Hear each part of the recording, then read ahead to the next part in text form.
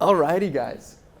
This is one of my favorite topics. This is really my bread and butter as it comes to Web3, gaming, AR, VR, and immersive Web3. So super excited to share the panel today with you guys. I figure let's just start out with some intros, a little bit about yourselves and your background, why you're on the panel today. Hi everybody, I'm Geschke and I am a Metaverse experience designer with Accenture. Prior to Accenture, I ran my own brand strategy and marketing agency where I started to dip my toes into Web3. I got really interested in the space, and then I got really interested in the experience side of the space, looking more into applications for AR and VR. I come from a luxury marketing background, so immediately the idea of appealing to companies through their customer bases about the way loyalty could be leveraged across immersive and Web3 was really intriguing, and I've been hooked ever since. Hello everyone, Luis Ramirez, founder and CEO of Mawari. I could say I'm one of the OGs of AR since 2015, and I've seen so many waves. What we do, think about like how today Netflix gets content into your TV. We're doing the same for XR, so the Akamai of XR.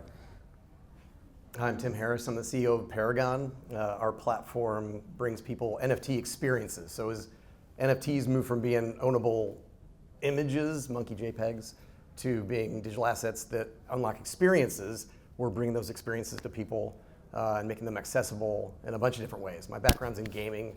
I got my start on the launch team of Nintendo's Nintendo 64 and Pokemon Red and Blue. I've launched a bunch of different game studios.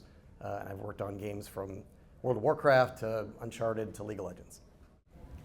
Sweet. So we got some serious experts today, and I figure let's start out with a bang and the biggest news in the space, which is Apple's new announcement for their VR headset, right? Their XR.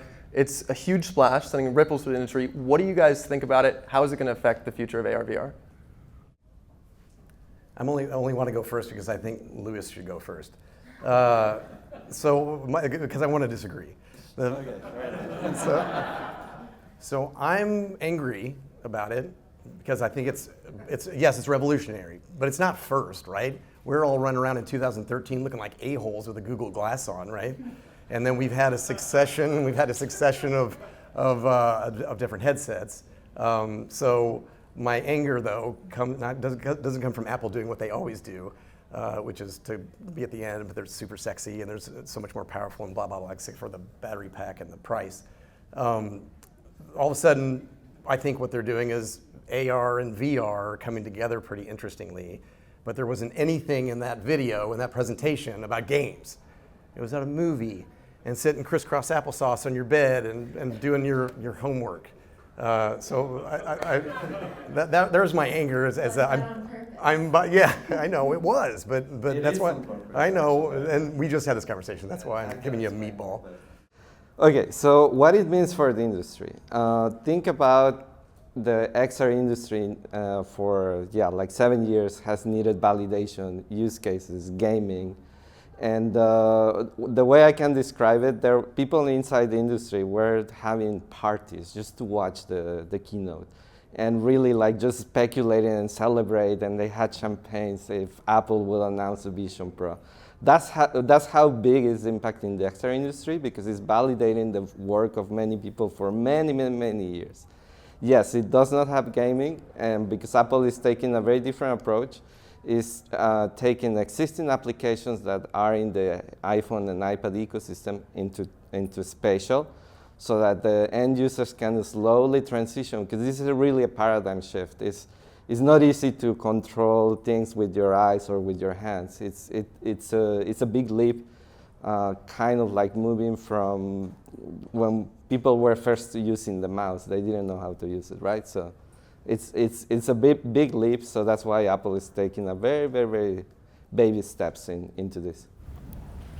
I completely agree. I mean, to me, the Vision Pro is the first time we've seen something that most mass market customers would ever use. I think the fact that the Oculus has been, to my mind, anchored by the need for 2 more devices that you carry around and charge has always set it back. And I think there's people who have distaste for the gaming experience and felt like nothing had talked to them before. So thanks to Apple, we can all expect a nice spatial computing hype cycle next year, which I think is one, job security, thank you.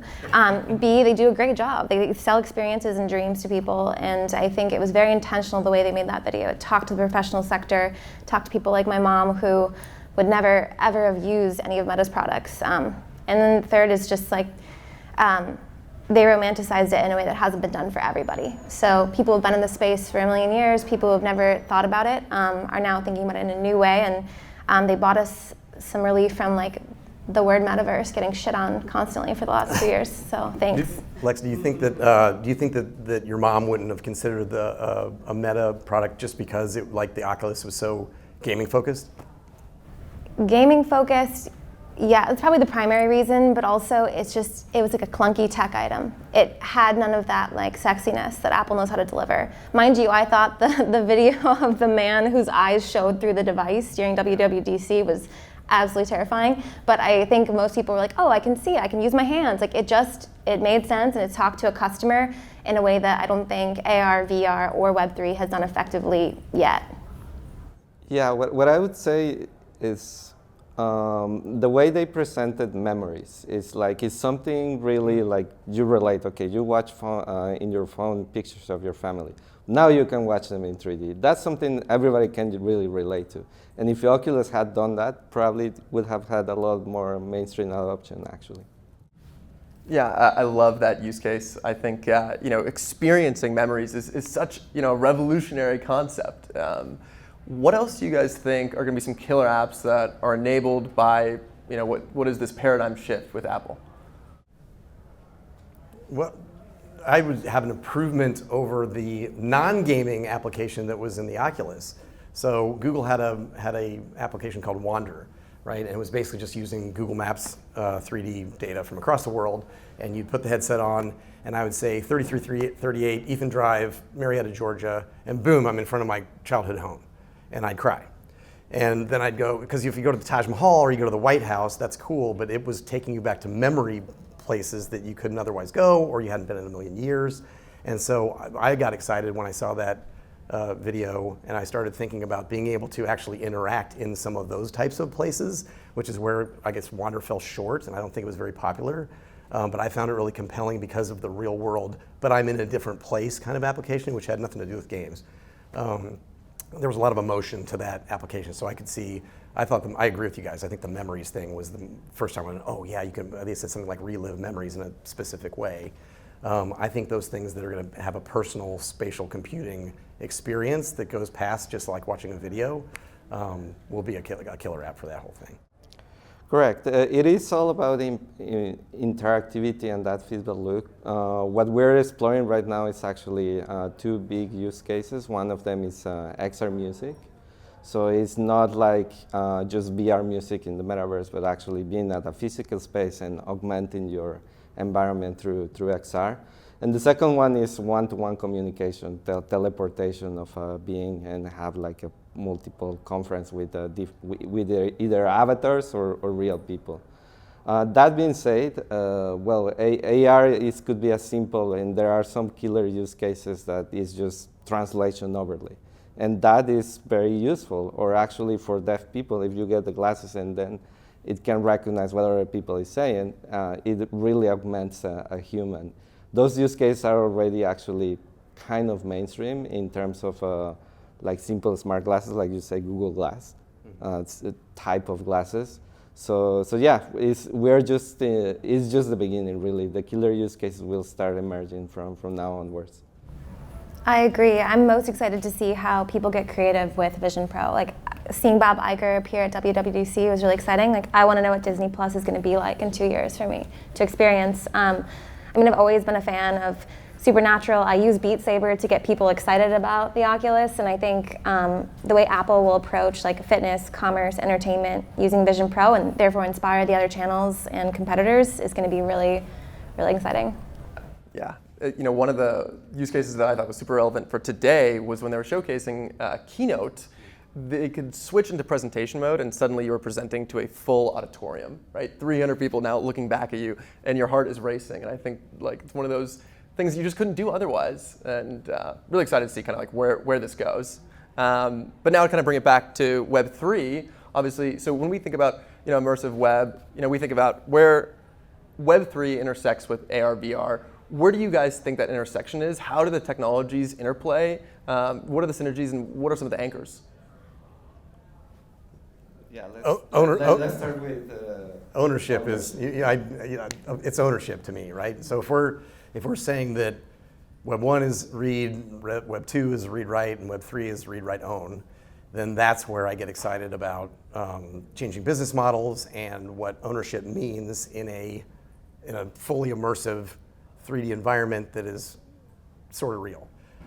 Because what we've been doing forever is we've been making interactive experiences from the Atari 2600 in pixels to 2D to 3D to immersive experiences now. Once you throw ownership into it, then all of a sudden all the things that are in any of these experiences also become componentized, they become ownable. And I don't mean ownable so you can sellable scenario. I mean ownable so you can have them, because what those digital items then let you do.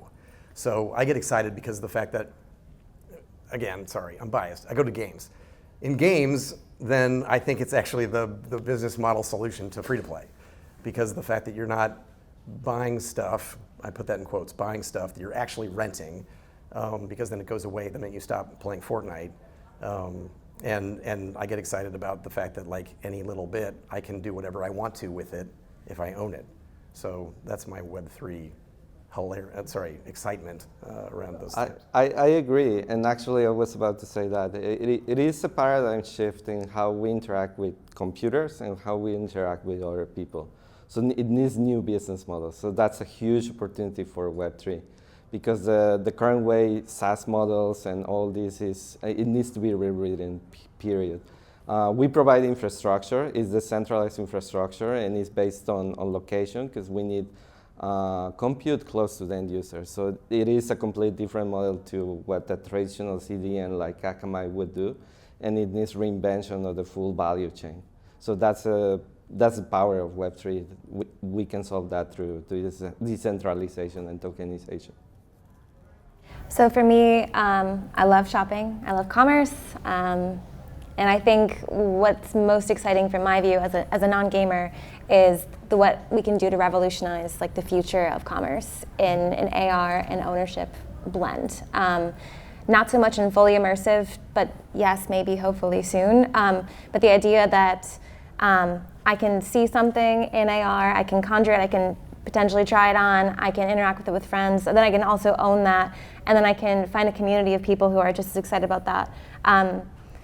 I don't know, I think that's really exciting. I'm curious what Bored Ape will roll out with the other side, and I think they've done a good job of bringing Web3 into the IRL, and I want to see what they'll do, moving that into immersive experiences. But as a marketer on the B2B side, I'm like, there's just volume to move with people getting excited about products again in a new way.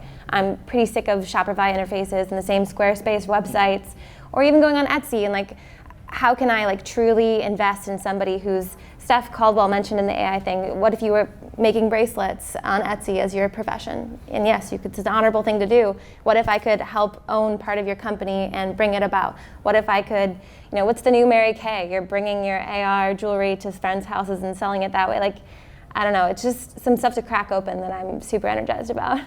Yeah, no, love to dive into that with you guys. So, a core thing we just talked about here is like digital assets, digital ownership, right? What are some of the new business models, Lisa, you were referring to? How does digital ownership and Web3 kind of create new models for people to kind of build on top of the existing Metaverse AR, VR infrastructure? Okay, well, let's take the most recent use case that we're working. Okay, so an XR concert. So that's our biggest challenge for us right now. Like, okay, so have people go and pay the ticket as if you would go to Coachella or any other venue. So from there, actually, there's contribution from a lot of parties: the venue, the event organizer, the artist, infrastructure providers, and then the headsets. So instead of commoditizing it into a way that is just, okay, pay 1 cent per minute like AWS does, it's like everybody puts a contribution to make this happen. So we do a revenue share based on the actual event and the location. Why the location? Because we need a GPU for the end user that is close to the venue as well. So it needs to be that proximity and availability. It turns into, think about taxi licenses. There are limited number of taxi licenses, and then once you get it, you rent your car, right? And can drive it around or give it to someone else, or re-rent a license, et cetera, et cetera. So it's the same here. I have a GPU, and I want to make some passive income, okay? So I rent it for this specific location. I believe, for example, yes, that in XR Music there's an uplift in revenue. So okay, so I'm gonna bet on XR Music. Similarly, you can bet on, I don't know, holographic communications. And then you just start building your stack of GPUs. So that's one of the business models that we're exploring. Yeah, I think there's probably a big one as well around like digital assets, right? So people buy, own, a completely digital good, right? And they're using it in these immersive worlds. What do people do with it? Well, I was going to say before I get to doing it with it, I think one of the answers to your question about new business models is that there's going to be business models at the consumer level. There's going to be business models for you. So because all of a sudden you're in this situation where you own digital assets and you got them, and yes, they're collectibles, and yes, you might be buying and selling them. Again, the having of them, if they unlock experiences, I'm biased, they end up being something that you just said passive income about a rental situation. Same scenario with NFTs. Like a business model for you as a collector right now is buy and sell. And then all of a sudden in a situation where you could, for the weekend, because something's going on, because Bored Ape is doing some sort of an event, or they've got a gaming experience coming out and it's time-based, you might want to rent that asset, giving the person who's the owner the passive income, and you get the experience of whatever it unlocks for you, or the thing that comes along with it. Afterwards, you both win, and then from a business model standpoint, the project wins too. The company that created that experience, they're getting a piece of that action. So I think that's pretty interesting too, but I didn't then go into what the new meaning was. I totally agree. I think it's the intersection of metaverse-enabled products and services, or products and services that are enhanced by the metaverse, meeting tokenized loyalty is where the unlock really happens. For me, I care most about my digital assets that give me some sort of IRL experience, like things that I can do in VR with somebody own and then bring into the real world. Again, this is really being executed most effectively in just the Web3 circles, and that's where I think we need to push ourselves in the immersive space to really make metaverse-enabled products and services link into that tokenized loyalty piece that's working in Web3 and like twist, experiment, iterate, because there's a piece of the puzzle that's not there yet, in my opinion. Yeah, I mean, oh yeah. Yeah, so then, like, what does the adoption curve look like, right? So with the Apple XR headset, well, for digital assets and VR in general, right? So we're kind of thinking about this paradigm shift with Apple XR, but it's a $3,000 headset, right? So who are the people who end up kind of getting that and quickly adopting digital assets, and then how does that kind of parlay to going mainstream? I have a hot take. Go for it. I don't think this is somebody. I love the metaverse, but I don't think most people are going to be in VR for a very long time. I think AR is what's here, what's right now, and the adoption curve on that is so much easier, and we're not fully there. We should get that right first, and then leave it into the hands of maybe not Meta, maybe it is Apple, to get us all into headset in the next decade. But AR is here, it's now, it's in our phones, and it's going to get better. It's going to be in our glasses. I think, to me, that's a lot more realistic. What Snap is doing with lenses, I see that as a closer path than, did anyone notice in the Vision Pro release, there was a white, huge worm hanging off his head and into his pocket, and that was the charging cable. And no one is going to do that on a regular basis anytime soon for 3K. I love the comment though on it. They're like in a sleek battery pack that fits in your pocket. They kept it, and I was at a viewing party too, and we were all like, wait, what? It's one of those moments, and they did it well for them, but like it was an unavoidable thing, and it will keep us from mass adoption. Should it's just the form factor and the price? Absolutely, and just like I'm not going to buy a $3,000 device to be good at work. Yeah. Maybe you can sell me on a Bob Iger imagined like experience that's entertainment, but what I saw looked a little lonely, which is somebody sitting on the couch alone watching TV. Am I supposed to do that with my husband? And now it's $6,000 on our couch. I like that you said it was a hot take, but I agree completely. It was a hot take, not right? a quick take. So then when you got your iPhone 1, who had an iPhone 1? Did anybody get an iPhone 1? Right? The iPhone 1 was a phone.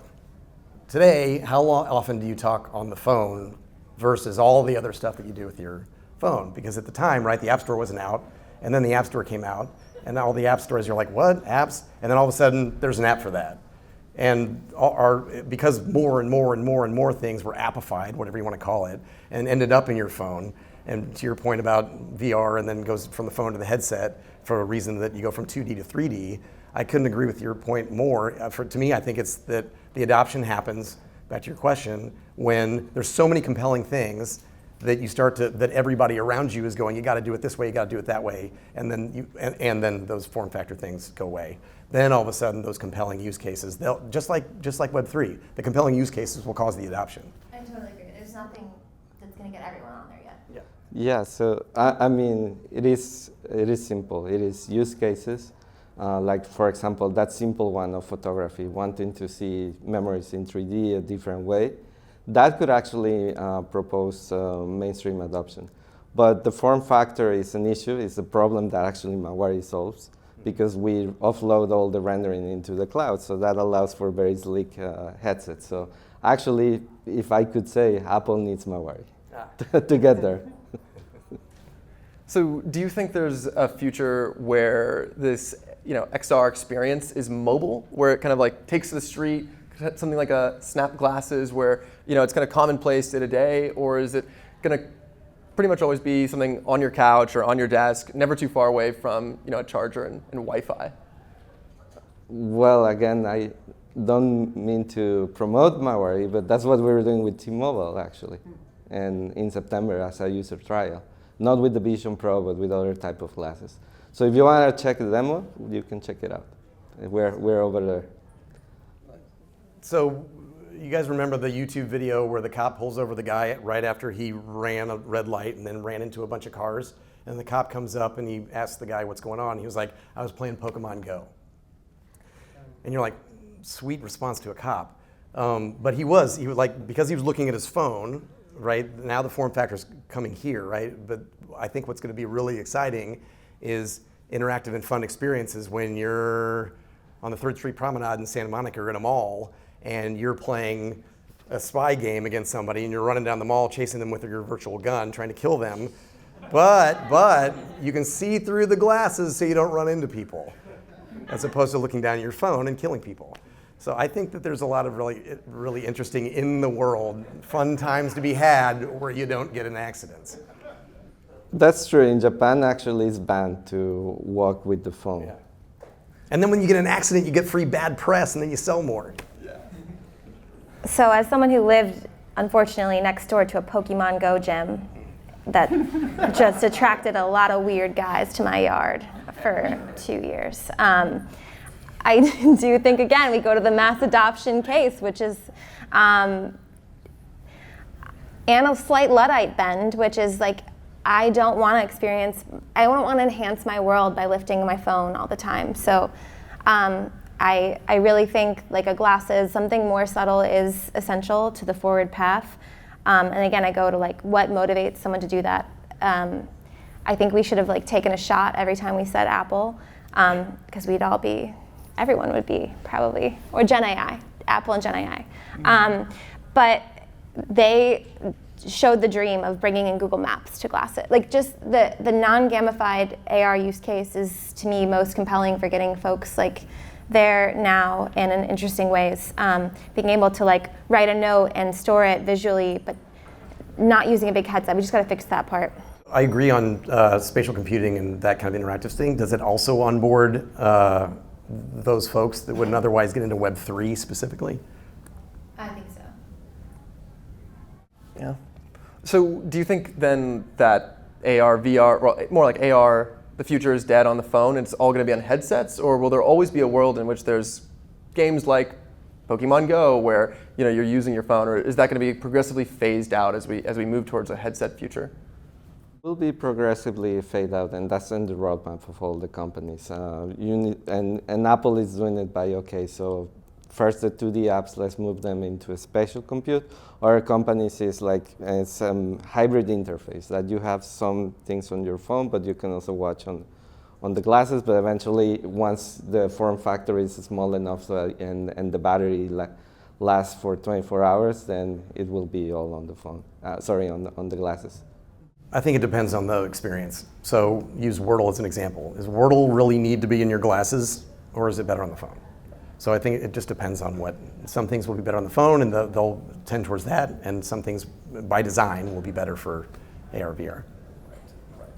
Which, just switching gears a little bit about kind of the AR, VR reality today, it's mostly driven by Meta and their Quest headsets, and now Apple, a new incumbent, is kind of changing the game and towards an XR, but it's driven mostly by two big incumbents, right? And when we talk about the metaverse, it's often thought about this decentralized metaverse. So realistically, do you think the future of AR, VR is centralized kind of in walled gardens, or do you think the future is decentralized and open? It'll be decentralized if they allow Web3 stuff on those platforms. Now, if they do, let's just assume that they do, then you've got a really interesting decentralized opportunity, because then what happens with Web3, AR, VR opportunities or design is the same thing as with the App Store, right? Yesterday, the Unity SDK for developers for the Vision Pro came out. So if you've got Unity and you're developing, you can be in the beta and you can start making experiences for the Apple Vision Pro. If they allow the Web3 scenario in that, then you've got a pretty compelling opportunity for a little more decentralization. Yeah, exactly. That means a lot that is compatible with Unity, because they are not pushing current XR developers. Oh, you need to make a completely new framework for the Vision iOS. That's a good step. Also, Google accepting, Google is moving towards Web3. They are also planning probably a next generation of glasses. And it depends on how much these companies accept Web3. Another example is Apple is actually working with Render, with Otoy, to render some things on the iPad, and that's fully decentralized. So we see ourselves also in that way. We will provide decentralized rendering, and it's totally Web3. With the ownership and App Store, that's a different deal, so we'll have to see. Yeah, in my opinion, the short long term is a walled garden, because that's how people can trust an experience. And frankly, a lot of these experiences and Web3 specific platforms are really hard to onboard users. They're very technical. If you set up a wallet, you can't imagine explaining that to your 90-year-old grandma. We need to get more designers, more marketing, more experienced people in. And right now, I think it's going to be the Metas and the like that have the budget to do that, and the vision to create an experience, bring social networking into it, motivate others to join. It's really easy to sign up for a Facebook. It's really easy to search something on Google. There's a reason that they're successful, and I think, again, short term, long term, they will run the show, and then someone we don't know yet, we haven't met yet, is going to come and blow them to bits and make us interoperable, but it's a long way away. Yeah, no, I completely agree on that note. I think for the foreseeable future, it'll mostly be in these walled gardens, right? And so, I think the next question then is well, who wins? Who adopts, who gets into those walled gardens first? I think you mentioned a great example in kind of AR, VR shopping and commerce. In gaming's a big case. Are there any kind of players or people you think are wow, these are going to be the people who really drive the adoption, will adopt first? I mean, Elon's doing such a good job with Twitter. Let's give him a swing at it. Let's give him what? Let's give him a swing at it. Do you mean folks that are actually making experiences, or exactly, do you mean other yeah. companies like media Apps, companies? whether it's creators, whether it's games, whether it's companies that kind of quickly adopt. Where's the opportunity today? Who's going to be moving first, and who's well positioned to kind of capitalize? I would bet on Disney also. Yeah. And again, biased, but if they would just get over the Web3 hump, I think all the big gaming companies, Epic, Activision, Nintendo even, would be really poised to make a huge splash if they got rid of all the bad actor stuff that's happened in the last couple of years, and they embraced the actual ethos of the technology, and then started to bake that into their products, the way that a couple are about to do, they would be in a fantastic position to make that breakthrough. Again, because they are world class at making the fun part of it, and no one's really figured out the ownership part of it yet, they would be poised to figure it out quicker than many. I agree. I mean, Disney, I put a lot of trust in. I think they'll be very leery of anything decentralized and ownership coming into those same words as IP, which is so precious to them. I think they will win. I think the other winners will be small, scrappier players who decide to work within the walled gardens. A great example of that would be a Ty Haney from Outdoor Voices. She created Try Your Best and is helping onboard the average 25-year-old who likes leggings and athleisure into Web3 in a way they don't even know that they're participating in it, but they got a token, they get to go to an event. People like her are plugging into the walled gardens like a Shopify and probably eventually a Meta, and teaching those companies how to bring the experiences that Gen Z and Gen Alpha want. So I think those winners will really help buoy the big giants who have the structure and the finances to make them shine, but can leverage the rewards. I have one plug for the little guy, since we just got excited about everybody that's big that's doing it. I think also like game folks who are experimenting right now and are learning hard lessons about what does and doesn't work and are persisting, and that enterprise institutional knowledge is coming into them as they survive and grow. Those lessons, those things, those best practices, if you will end up getting to the point where that's going to be super valuable stuff once the doors are wide open. So I also think that some startup that's figuring out a bunch of creative stuff and is iterating also has a huge opportunity. Sure, I would bet on startups founded in 2016 or 17. Was that your founding year? Still alive. Yeah. Exactly. Well, that's a good point. There are a lot of companies that have kind of come and said the metaverse is here today, and it hasn't happened yet. There was kind of this VR winner in 2014 even when it first came about, and now it's really picking up steam again. Why is the timing now, or is it now? For the metaverse becoming a for AR, VR, and kind of mainstream adoption. I think it goes back to Lex's point about the hardware starting to get there. Yes, it's a wave. It will generate mainstream interest, but until the form factor is not there, it's not going to be mainstream.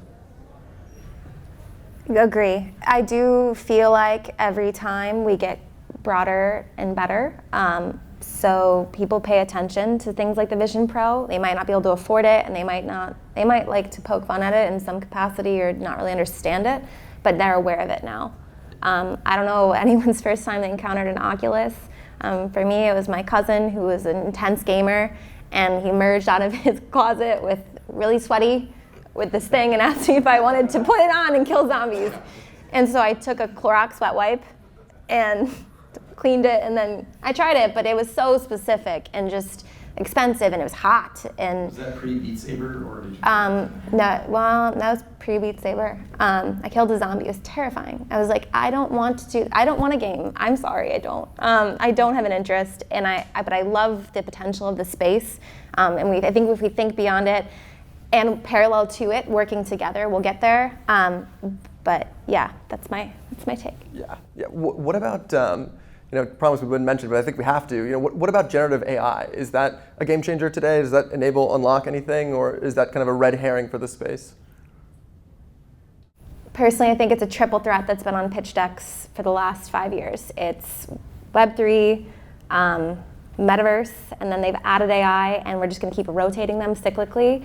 We're going to have highs and we're going to have lows, and right now, immersive is like in the trench. Next year, spatial is going to be a buzzword.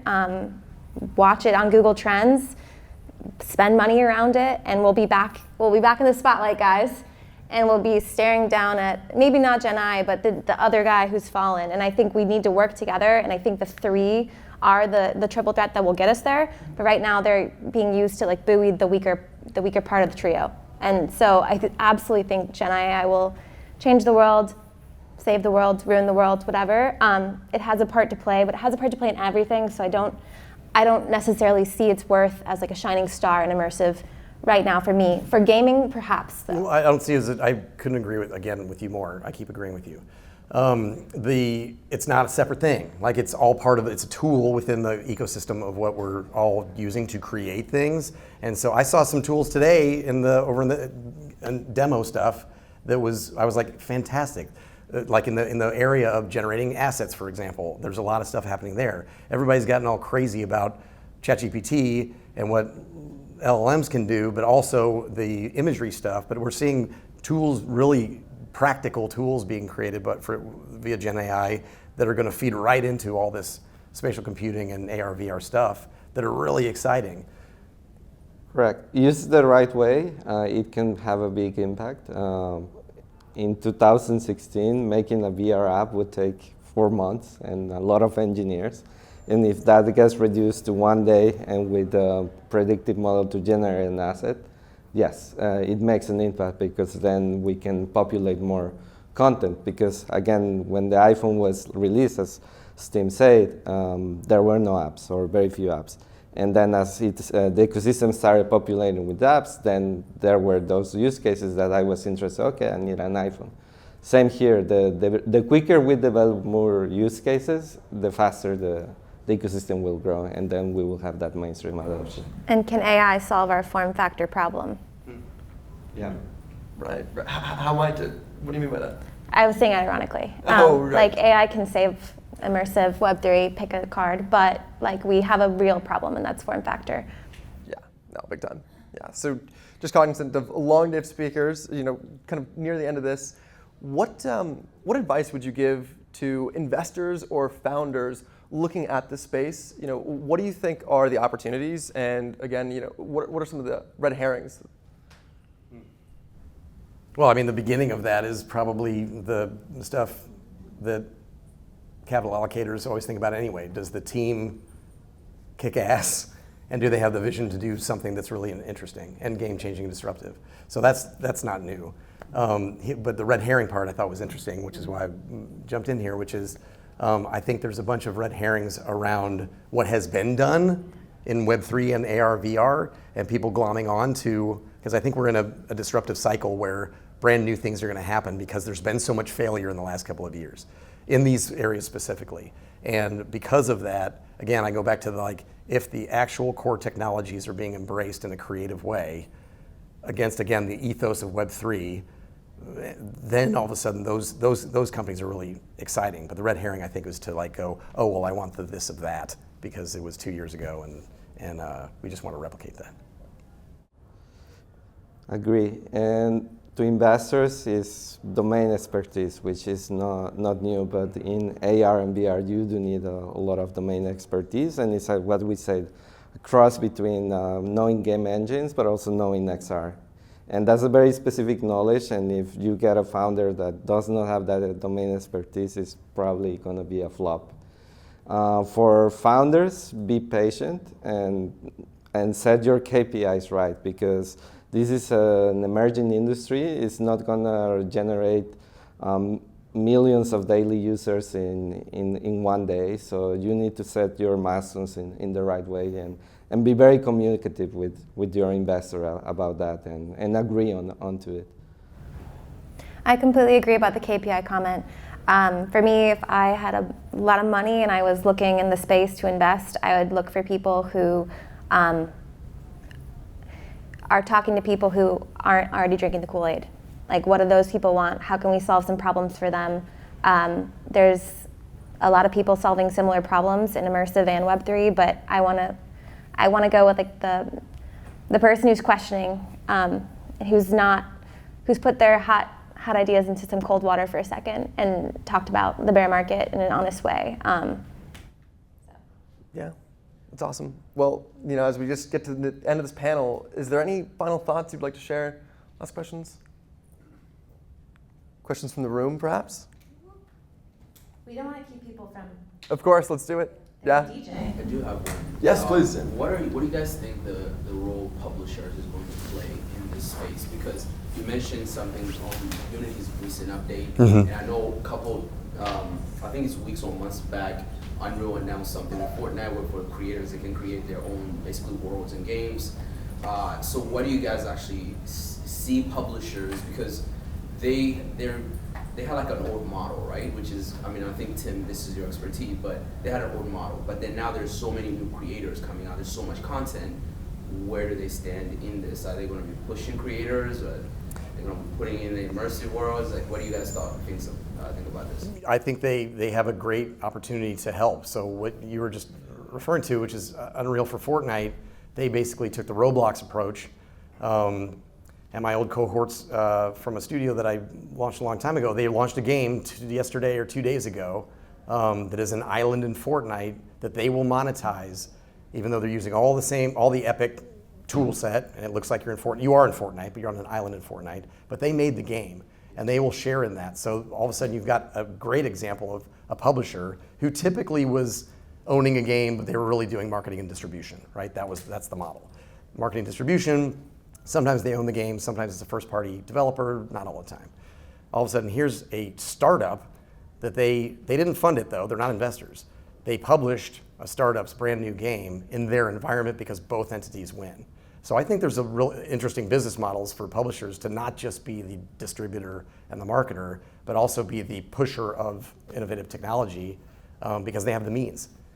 If they've got the creativity and the vision to do it, I think they're well poised to help. Alrighty, guys. Thanks so much.